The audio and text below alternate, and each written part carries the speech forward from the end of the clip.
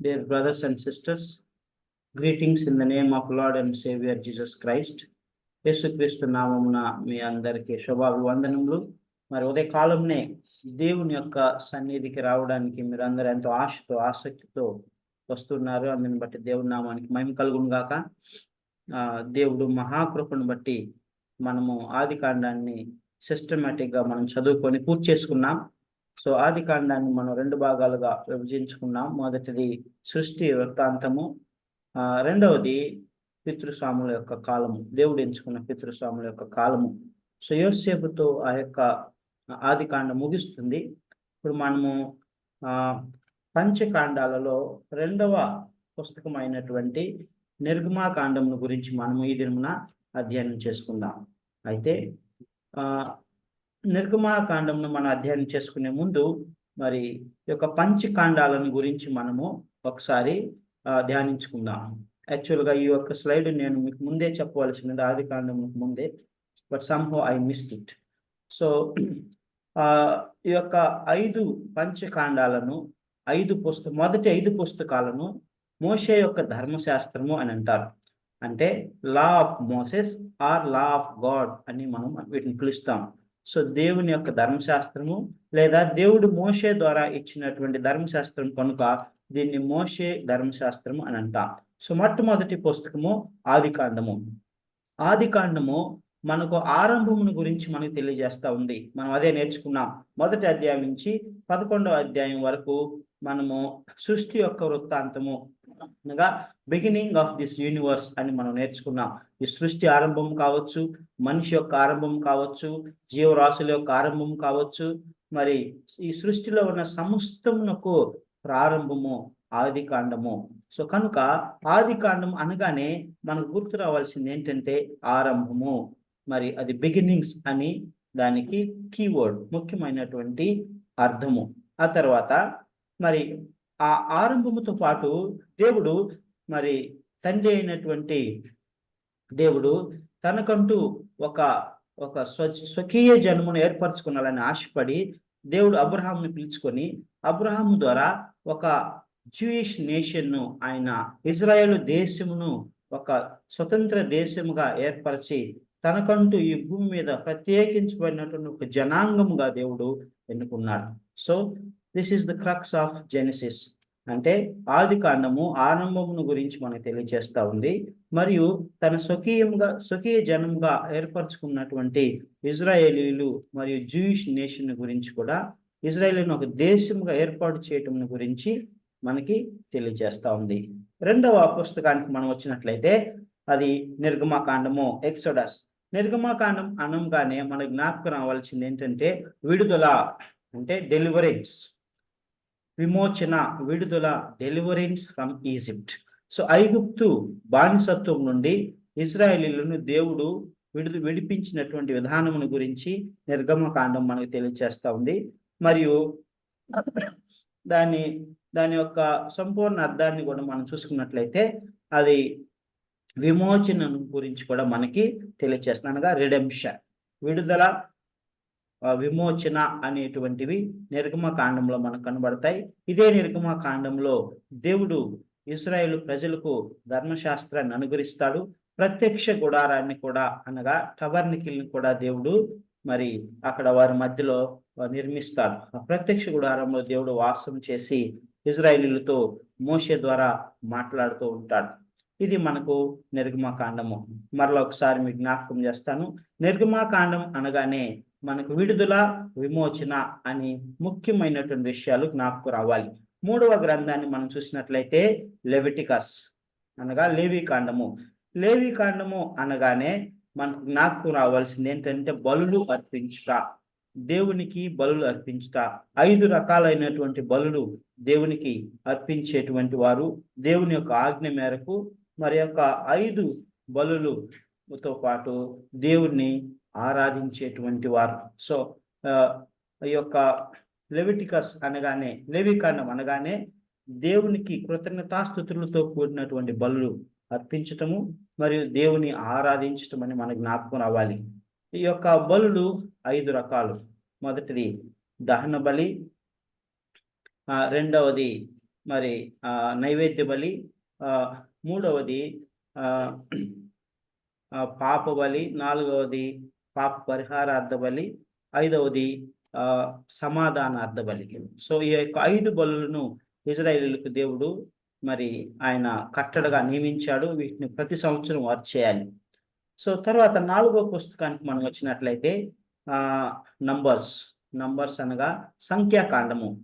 ఈ సంఖ్యాకాండంలో ఇజ్రాయేలు ప్రజలు ఆ యొక్క అరణ్య యాత్రలో ఉన్నప్పుడు మరి ఆ యొక్క సీనాయి అరణ్యంలోను మరియు ఆ యొక్క అరణ్య ప్రాంతంలో వారు నడుస్తూ ఉన్నప్పుడు వారికి అనేకమైనటువంటి పరీక్షలు వచ్చినాయి, శోధనలు వచ్చినాయి. అందులో ఒకటేంటంటే వారు వేగులు వారిని పంపిస్తారు. వేగులు వారిని పంపించినప్పుడు 10 మంది వచ్చి బ్యాడ్ రిపోర్ట్ ఇస్తారు, 2 వచ్చి మంచి రిపోర్ట్ ఇస్తారు. సో ఆ 10 మంది యొక్క రిపోర్ట్ని చూసి ఇజ్రాయేలీలు మరి సనుక్కుంటారు, ఏడుస్తారు, ఎలుగెత్తి ఏడుస్తారు. మనము వారిని జయించలేము, వారు ఆజానుబాహులని భయపడుతూ ఉంటారు. సో ఆ పరీక్షలు వారికి వచ్చినప్పుడు ఆ పరీక్షల్లో దేవునికి తిరుగుబాటు చేసిన వారు గాను, దేవుని యందు విశ్వాసము చూపని వారు గాను ఇజ్రాయేలు ఉంటారు. అలాంటప్పుడు దేవుడు వారిని ఏం చేస్తాడు? వారిని క్రమశిక్షణలోనికి తీసుకొస్తాడు. వారికి డిసిప్లిన్ నేర్పించి మరలా సరైన మార్గంలో తీసుకొచ్చి వారిని ముందుకు నడిపిస్తాడు. ప్రియమైనటువంటి దేవుని బిడ్డలారా, మనకి సంఖ్యాకాండం అనగానే శోధనలు, పరీక్షలు మరియు దేవుడు వారిని క్రమశిక్షణలోనికి తీసుకొచ్చేటువంటి విధానం అనేటువంటిది మనకు జ్ఞాపకం రావాలి.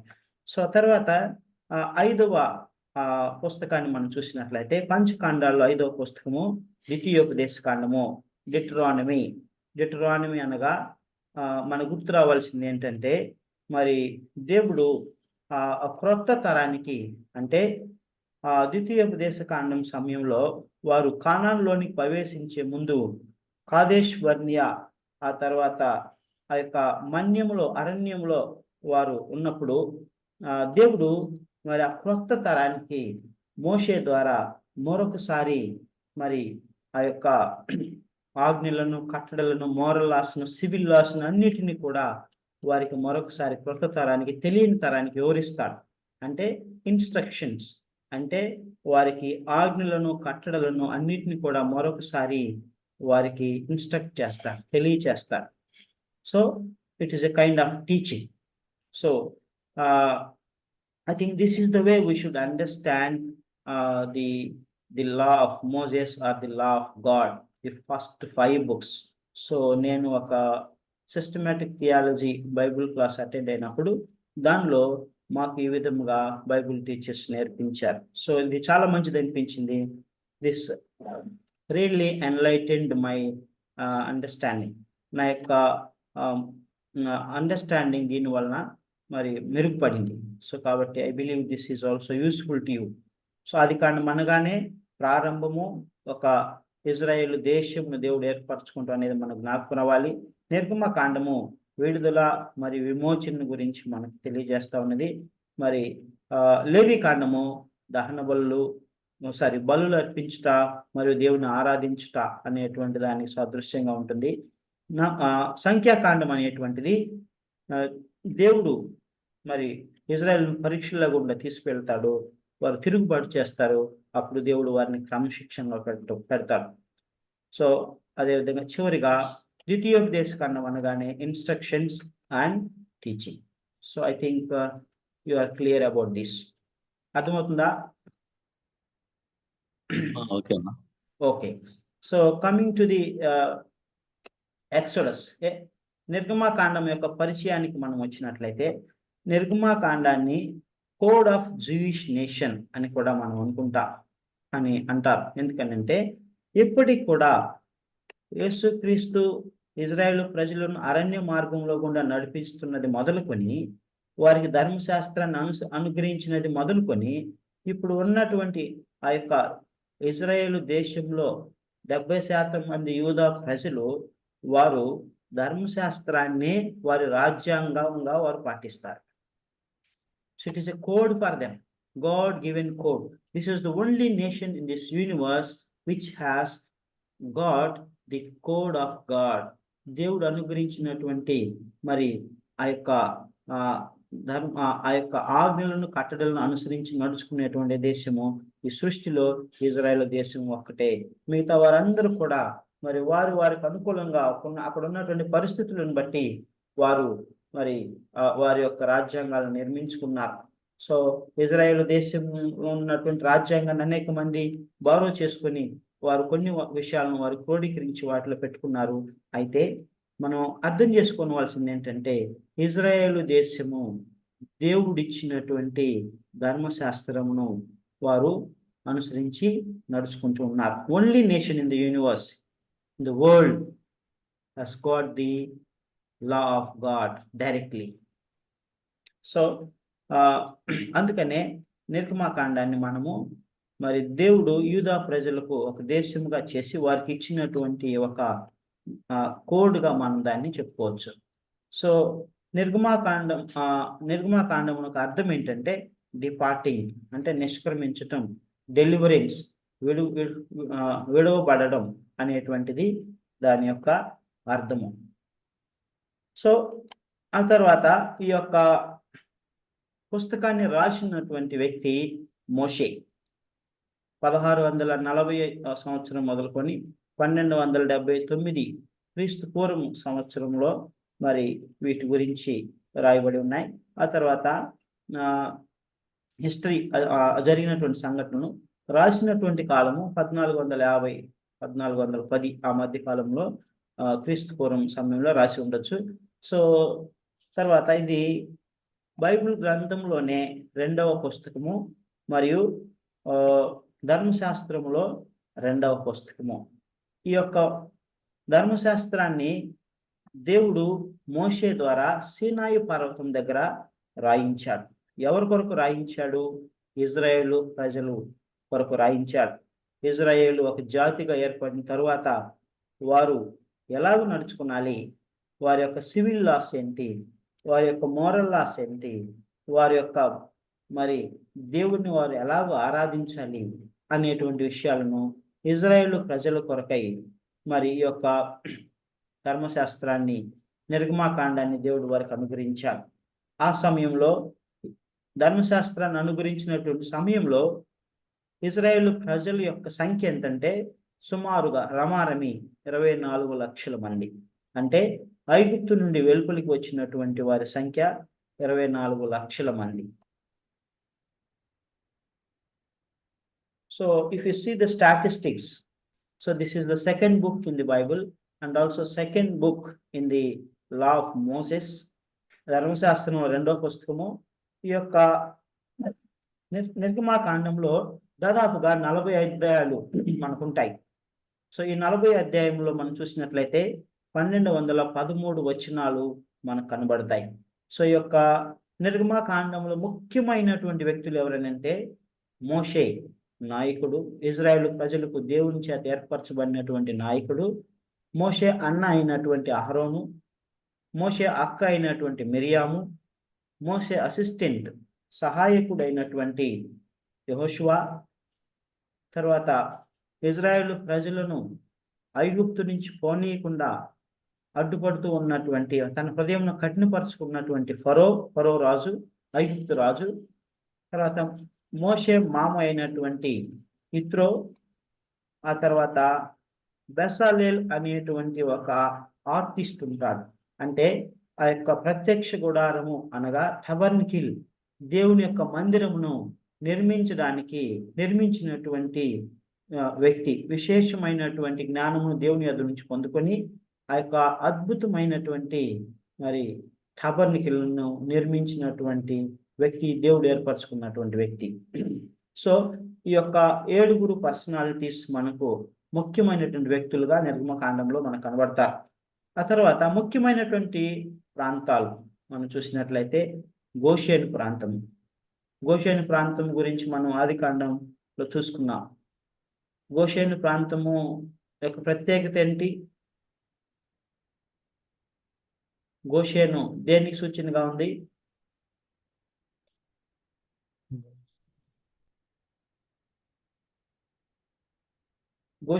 గోషేను ఏ కంట్రీలో ఉంది? అది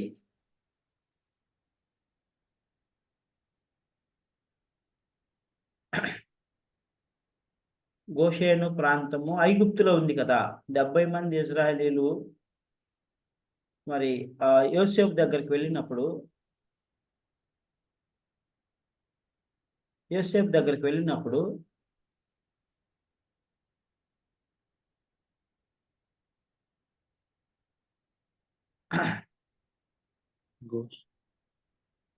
వారందరూ కూడా ఆ గోషేను ప్రాంతంలో నివసిస్తారు. So just doubt is it record? Okay, పోయింది. ఓకే. సో తర్వాత రామాసేస్ అనే ఒక ప్రాంతం ఉంటుంది.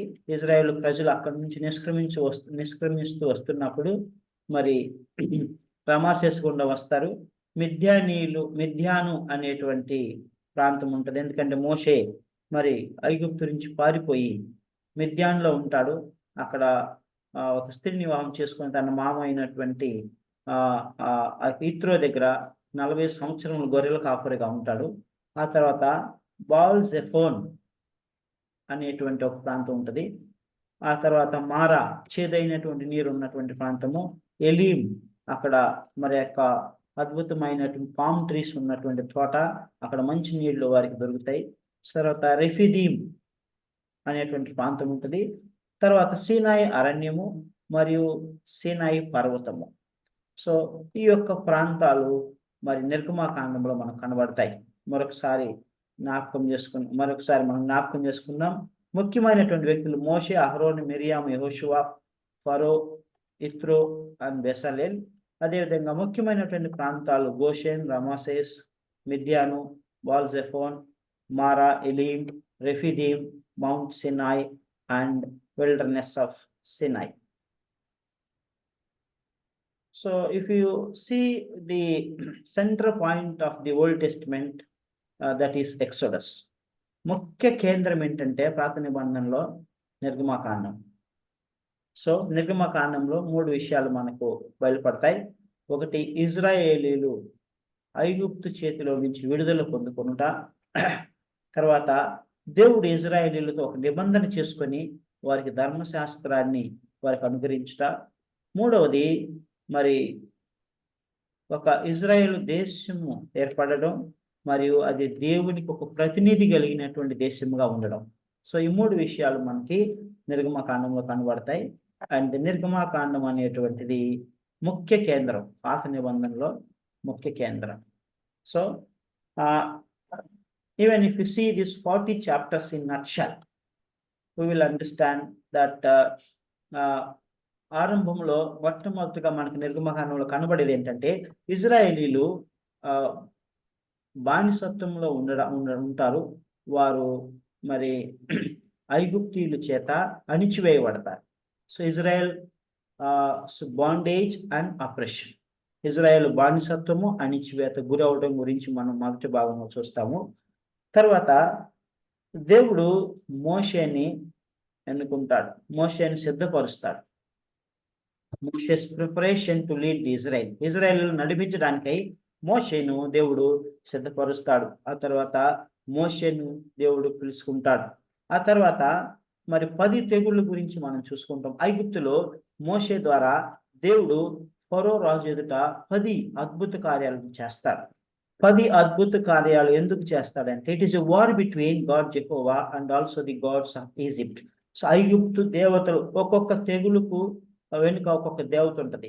సో ఆ యొక్క దేవుడు సర్వశక్తిమంతుడైనటువంటి దేవుడు నేనే, సృష్టికర్త అయిన దేవుడు నేనే, నిజమైన దేవుడును నేనే, నేను తప్ప వేరొక దేవుడు లేడు అని దేవుడు తన యొక్క ఆధిపత్యాన్ని ఐగుప్తు దేవతల మీద చూపించడానికై ఈ యొక్క 10 అద్భుత కార్యాలను చేసి ఐగుప్తు యొక్క దేవతలను వారు మరి బలహీనులని, వారు దేవుళ్ళే కాదని నిరూపిస్తారు, రుజువు చేస్తారు. ఆ విషయాన్ని మనము చూసుకుంటాం. ఆ తర్వాత ఇజ్రాయేలు మరి ఐగుప్తుని విడిచి మరి మధ్యరాత్రిలో వేకుజామున వారు బయలుదేరి అక్కడి నుంచి వచ్చేస్తారు. వారు పస్కా పండుగను జరుపుకోమని, ఆచరించమని దేవుడు చెప్తాడు. వారు దాన్ని ఆచరిస్తారు.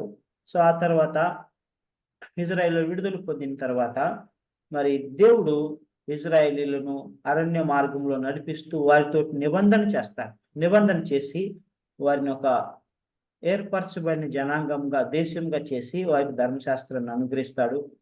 సినాయి పర్వతం దగ్గర వారికి అనేకమైనటువంటి సూచనలు చేస్తాడు. ఆ తర్వాత మరి ఇజ్రాయేలీలు తిరుగుబాటు కూడా చేస్తారు. ఆ యొక్క బంగారు దూడను చేసుకొని మరి యొక్క బంగారు దూడే మమ్మలను ఐగుప్తు నుంచి విడిపించింది, ఈ మోషే పర్వతం మీదకి వెళ్ళాడు, ఏమయ్యాడో తిరిగి రాలేదు అని మరి విగ్రహారాధన చేస్తారు. ఆ తర్వాత మరలా దేవుడు వారిని సరి చేస్తాడు. ఆ తర్వాత ప్రత్యక్ష గుడారము అనగా మరి ఆ యొక్క దేవుని యొక్క మందిరము, హోలీ టబర్నకిల్ అనేటువంటి దాన్ని దేవుడు మరి ఒక నమూనాని ఇచ్చి దాన్ని నిర్మించి ఆ యొక్క మందిరాన్ని పరిశుద్ధ ప్రత్యక్ష గుడారాన్ని దేవునికి డెడికేట్ చేస్తారు. అంటే ఆ యొక్క పరిశుద్ధ మందిరాన్ని, టబర్నకిల్ని వారు దేవునికి డెడికేట్ చేస్తారు. సో ఈ విషయాలు మనకు నిర్గమకాండంలో కనబడతాయి. So I hope you are able to follow. So మరొకసారి బ్రీఫ్గా చూసుకుంటాం. ఇజ్రాయెల్ యొక్క బానిసత్వము మరియు వారు అణిచివేత. రెండవది మోషేను దేవుడు సిద్ధపరచడం, మోషేకు పిలుపు. తర్వాత దేవుడైనటువంటి యెహోవా మరి ఐగుప్తు దేవతల మీద యుద్ధం చేయడము, మరి ఇజ్రాయేలు ఐగుప్తు నుంచి నిష్క్రమించి అక్కడి నుంచి బయలుదేరి రావడము. తర్వాత దేవుడు ఇజ్రాయేలుకు ఒక నిబంధన ధర్మశాస్త్రం అనుగ్రహించి వారిని ఒక దేశం ఏర్పాటు చేయటము. తర్వాత ఇజ్రాయేలు తిరుగుబాటు, పరిశుద్ధ ప్రత్యక్ష గుడారము మరి నిర్మించబడడం. సో మరి యొక్క నిర్గమాకాండము ఫలాని టైంలో జరిగింది, ఈ కాలంలో జరిగింది అనేటువంటి దానికి కొన్ని నిర్దిష్టమైనటువంటి రుజువులు కూడా మనకు బైబిల్ గ్రంథంలో ఉన్నాయి. సో 1 Kings chapter 6:1 చదువుకుందాం.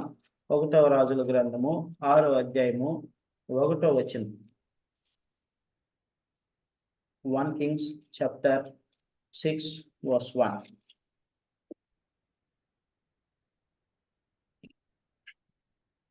చదవండి.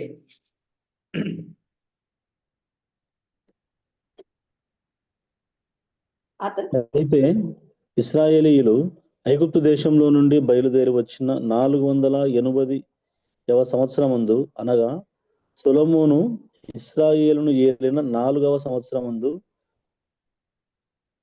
రైట్.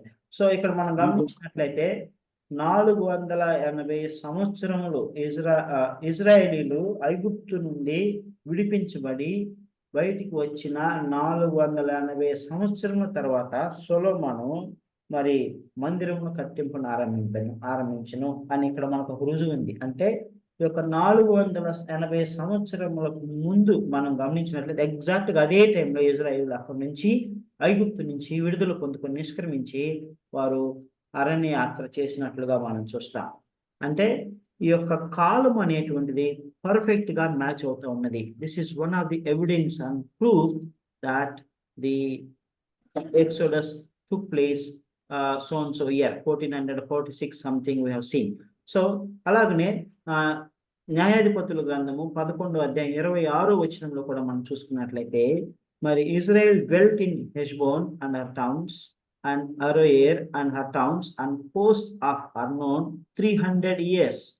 ఇక్కడ ఒకసారి మనం చూసుకున్నట్లయితే అక్కడ ఒక అద్భుతమైనటువంటి మాట అంటాడు.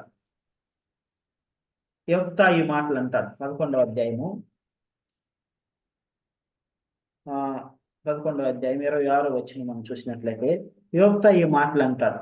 ఏమంటాడంటే, మా పితరులు మరి 300 సంవత్సరములు హెష్బోన్లోను అరోయేర్లోను అర్నోన్లో నివసించారు. ఇది మాది, మీరు మమ్మల్ని ఇక్కడ నుంచి వెళ్ళమనడానికి, దీన్ని ఆక్రమించుకోవడానికి మీకు హక్కు లేదని చెప్తూ అంటాడు. అంటే ఈ యొక్క 300 years వాళ్ళు అక్కడ నివసించారు. అరణ్య యాత్ర ఇవన్నీ కలుపుకున్నట్లయితే ఎగ్జాక్ట్గా ఇజ్రాయేలీలు మరి ఐగుప్తు నుండి మరి 1446వ సంవత్సరం ఆ సమయంలో ఐగుప్తు నుండి విడుదల పొందుకొని వచ్చినట్లుగా మనకి బైబిల్ గ్రంథంలో రుజువులు ఉన్నాయి.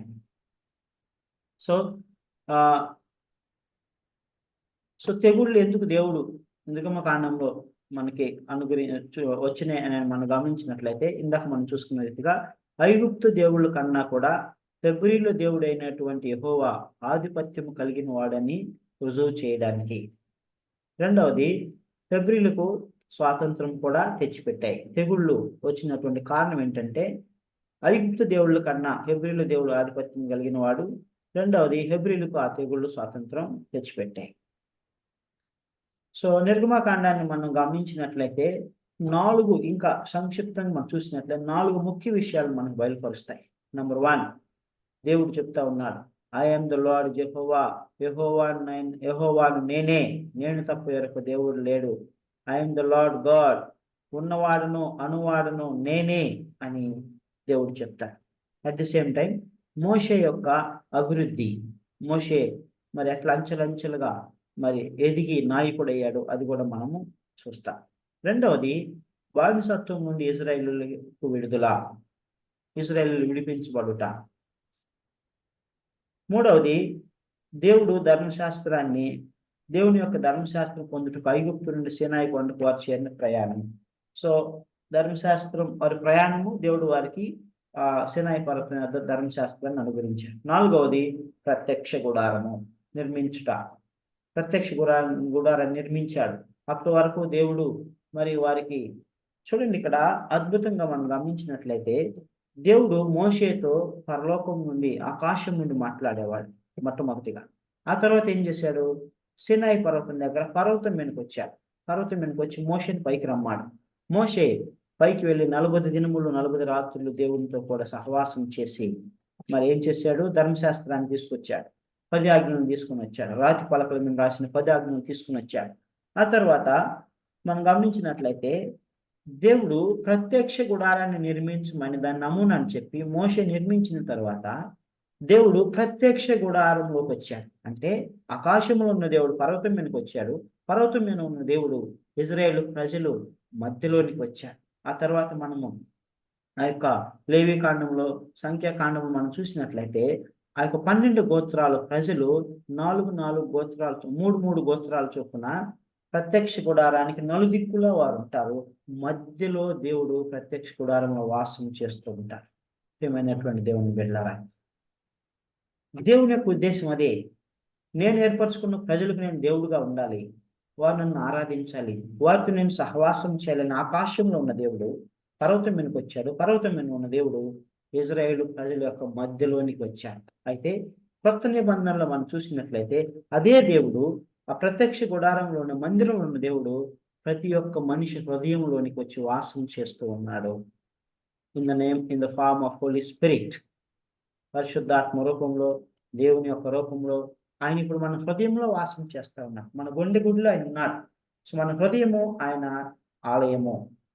So this is the sequence that we should remember, dear brothers and sisters. In the beginning, God was in the heavens. God was in the heavens, and he came down onto the Mount Zion. Then afterwards, he dwelt in the tabernacle in the midst of Israelites. And in the New Testament, the very same God, he is dwelling in our hearts. Our heart is the temple of God, God's dwelling place. So మనం outline కనుక మనం చూసుకున్నట్లయితే మరి మాకు నేర్పించినటువంటి Bible teachers వాళ్ళు ఏం నేర్పించారంటే, అంటే నేను కూడా దీన్ని స్టడీ చేశాను. సో నేను దీన్ని ఇంకొక రకంగా దీన్ని నాకు అర్థమైన రీతిలో నేను రాసుకున్నాను. But I thought this is more appropriate. ఇది చాలా అర్థం చేసుకోవడానికి చాలా ఈజీగా ఉన్నది. This is the outline of exodus, నిర్గమకాండం. సో మొదటి అధ్యాయం నుంచి 11వ అధ్యాయం వరకు మనము ఇజ్రాయెల్ యొక్క బానిసత్వం గురించి మనం చూసుకుంటాం. ఇజ్రాయేలీలు ఎలాగూ బానిసత్వంగా మగ్గుతూ ఉన్నారు, వారు ఎలాగూ అణిచివేతకు గురయ్యారు, వారు ఎలాగో దేవునికి మొరపెట్టాడు, దేవుడు మోషేని మరి వారి మొరవిని మరి దేవుడు దిగి వచ్చి మోషేని ఎలాగో ఏర్పరచుకున్నాడు, మోషే ఎలాగూ మరి ఆ యొక్క ఫరో రాజు ఎదుట ఆ యొక్క 10 అద్భుత కార్యాలు చేశాడు. ఈ విషయాల గురించి మనకి మరి ఆ యొక్క బానిసత్వము అనేటువంటి అంశంలో మనం నేర్చుకుంటాం 1 by 1. సో రెండవ విషయం మనం చూసినట్లయితే రెడెంప్షన్, విమోచన. సో ఇశ్రాయేలీయులు ఐగుప్తు నుంచి విమోచన పొందుకుంటారు, విడుదల పొందుకుంటారు. ఎప్పుడు పొందుకుంటారు? 10వ అద్భుతం జరిగినప్పుడు. అంటే ఈ ఐగుప్తు దేశంలో ఉన్నటువంటి ప్రజల్లో రాజు గృహం మొదలుకొని దాసుని గృహం వరకు అందరూ కూడా మొట్టమొదటి పెహలౌట అంటే మొట్టమొదటి వారు జ్యేష్ఠ కుమారులు చనిపోతారు. అప్పుడు ఐగుప్తు రాజు ఫరో రాజు ఇశ్రాయేలీయుల్ని మరి వెళ్ళమని అనుమతిస్తాడు. వెళ్ళమని అనుమతించినవాడు విడిచిపెడతాడా? లేదు, మళ్ళా వారిని వెంబడిస్తాడు. సో అది విమోచనను గురించి మనం చూసుకుంటాం 12వ అధ్యాయం నుంచి 18వ అధ్యాయం వరకు. సో 19వ అధ్యాయం నుంచి 40వ అధ్యాయం వరకు రెవల్యూషన్ అనేటువంటి విషయాలను గురించి కూర్చుకుంటాం. Revelation about the law of God, that is 10 commandments.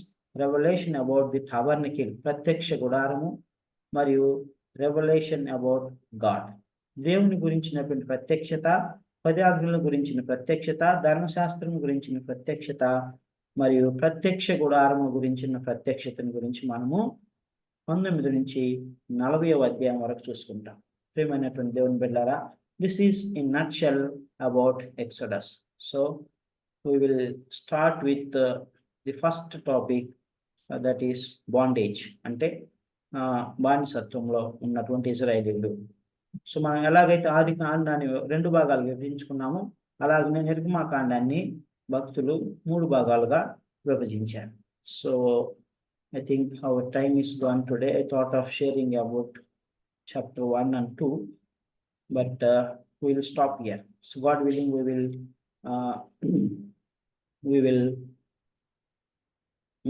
will do it in the coming class. So ముఖ్య వచనాలను కనుక మనం చూసుకున్నట్లయితే, సో చాప్టర్ 3 verse 8, నిర్గమకాండము 3వ అధ్యాయము 8వ వచనం. ఐగుప్తీయుల చేతిలో నుండి వారిని విడిపించుటకు ఆ దేశంలో నుండి విశాలమైన మంచి దేశమునకు, అనగా కనానీయులకు, హిత్తీయులకు, అమోరీయులకు, పెరిజ్జీయులకు, హివ్వీయులకు, యెబూసీయులకు నివాస స్థానమై పాలు తేనెలు ప్రవహించు దేశమునకు వారిని నడిపించుటకు దిగివచ్చి ఉన్నాను అని దేవుడు అంటాడు. సో ఈ వాక్యాన్ని కనుక మీరు బైబిల్ గ్రంథంలో చదివినట్లయితే, దేవాతి దేవుడే ఇశ్రాయేలు ప్రజల యొక్క మొరను విని, వారి బాధలను విని, పరలోకం నుండి మరి ఇశ్రాయేలీయులను బానిసత్వం నుండి విడిపించి పాలు తేనెలు ప్రవహించు దేశమునకు నడిపించటానికై దేవాతి దేవుడే దిగి వచ్చి ఉన్నాను అని చెప్తా ఉన్నాడు. So this is the key verse of exodus.